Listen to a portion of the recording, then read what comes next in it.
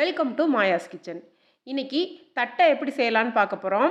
இதில் பார்த்தீங்கன்னா அரிசியை ஊற வச்சு அரைக்கிற வேலையெல்லாம் இல்லை. கடையில் கிடைக்கிற ரெகுலராக இருக்க பேக்கெட்டில் இருக்க அரிசி மாவை வச்சு சுலபமாக இன்றைக்கி தட்டை செஞ்சு காமிச்சிருக்கிறேன். நல்லா மொறு மொறுன்னு, அதே நேரத்தில் ரொம்பவே டேஸ்டியாக ஈஸியாக பண்ணலாம். வாங்க எப்படி செய்யலான்னு பார்க்கலாம்.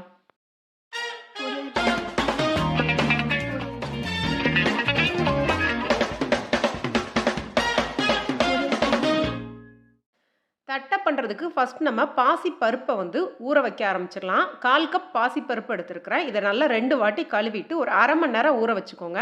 நீங்கள் தட்டை பண்ணுறதுக்கு அரை மணி நேரத்துக்கு முன்னாடியே பருப்பை ஊற வச்சு ரெடி பண்ணி எடுத்துக்கோங்க. தட்டை பண்ணுறதுக்கு 3 கப் அரிசி மாவு எடுத்துருக்கிறேன். ரெகுலராக கடையில் பேக்கெட்டில் கிடைக்கிற பச்சரிசி மாவு தான் எடுத்துருக்கிறேன். இதோடவே 1 டீஸ்பூன் ஜீரகம், 1 டீஸ்பூன் தனி மிளகாய் தூள், அரை டீஸ்பூன் பெருங்காயம், 1 டீஸ்பூன் இஞ்சி பூண்டு விழுது, 3 டேபிள் ஸ்பூன் வெள்ளை எள்ளு சேர்க்குறேன். இதோடவே நம்ம ஊற வச்சு வச்சுருக்க பாசிப்பருப்பு சேர்த்துக்கோங்க. இதில் 1/4 கப் வெண்ணெய் சேர்க்குறேன். ரூம் டெம்பரேச்சரில் உள்ள வெண்ணெய் சேர்த்துக்கோங்க. இதில் சின்ன சின்னதாக கட் பண்ண 1 கைப்பிடி அளவுக்கு கருவேப்பிலை சேர்க்குறேன். கருவேப்பிலை சேர்க்கும்போது பார்த்திங்கன்னா தட்டை நல்லா மணமாக இருக்கும். தேவையான அளவு உப்பு சேர்த்து நல்லா கலந்து எடுத்துக்கோங்க. வெண்ணெயை அரிசி மாவோட நல்லா சேர்த்து கலந்து எடுத்துக்கோங்க.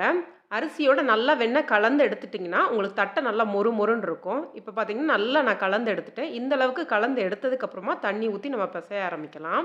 வெண்ணெய் எல்லா இடத்துலையும் மிக்ஸ் பண்ணிங்கன்னா மாவு பிடிக்கிறதுக்கு பார்த்திங்கன்னா இந்த மாதிரி பிடிப்பட்டு வரும்.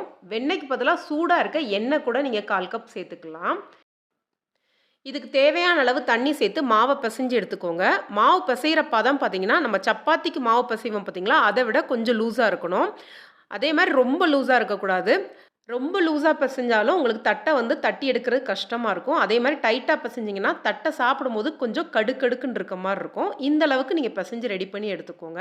இப்போ மாவு எல்லாமே தயாராக இருக்குது.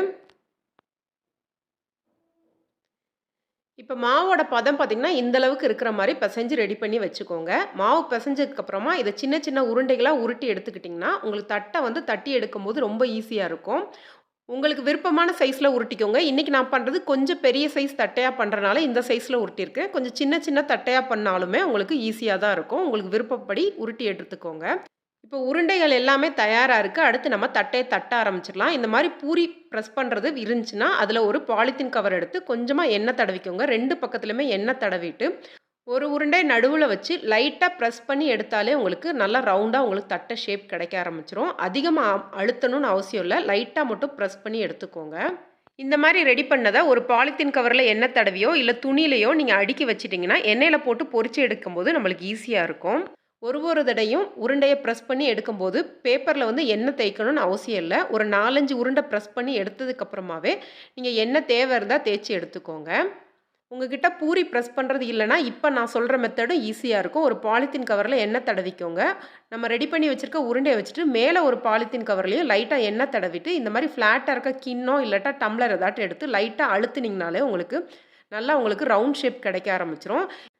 இந்த மாதிரி பண்ணும்போது ஓரங்களை லைட்டாக அழுத்தி விட்டுட்டு எடுத்துக்கோங்க. அப்போ ஓரங்கள் உங்களுக்கு தடிமன் இல்லாமல் ஒரே சைஸில் கிடைக்கும். இந்த மாதிரி ரெடி பண்ணியிருக்க தட்டைகள்லாம் ஒரு பாலித்தீன் கவரில் எண்ணெய் தடவி அடுக்கி வச்சுக்கோங்க. ஒரு 10-15 ரெடி பண்ணதுக்கப்புறமா எண்ணெயில் பொரிச்சு எடுத்துக்கலாம். இப்போ ஒரு 10-15 தட்டை தட்டினதுக்கப்புறமா ஒரு ஃபோர்க் எடுத்து மேலே இந்த மாதிரி ஒரு 4 இடத்துல குத்தி எடுத்துக்கோங்க.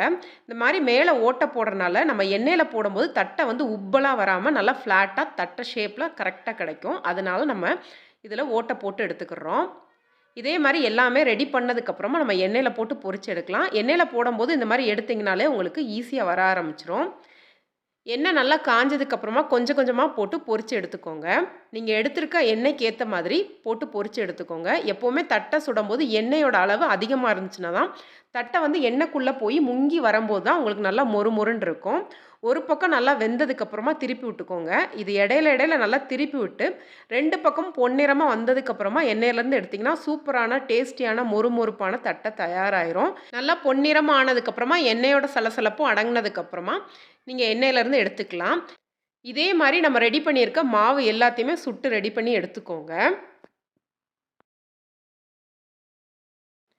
இப்போ நம்ம தட்டை எல்லாமே சூப்பராக தயாராகிருச்சு. எவ்வளோ மொறு மொறுன்னு இருக்குது நான் உடச்சி காமிக்கிறேன் பாருங்கள். ரொம்ப மொறு மொறுன்னு அதே நேரத்தில் ரொம்ப டேஸ்டியான சூப்பரான தட்டை செஞ்சாச்சு. இந்த வீடியோ உங்களுக்கு பிடிச்சிருந்துச்சுன்னா லைக் பண்ணுங்கள், ஷேர் பண்ணுங்கள், மாயாஸ் கிச்சனுக்கு சப்ஸ்கிரைப் பண்ணுங்கள். கூடவே இருக்க பெல் ஐக்கானை கிளிக் பண்ணுங்கள். ரெகுலராக அப்டேட் கிடைக்கும். நன்றி, வணக்கம்.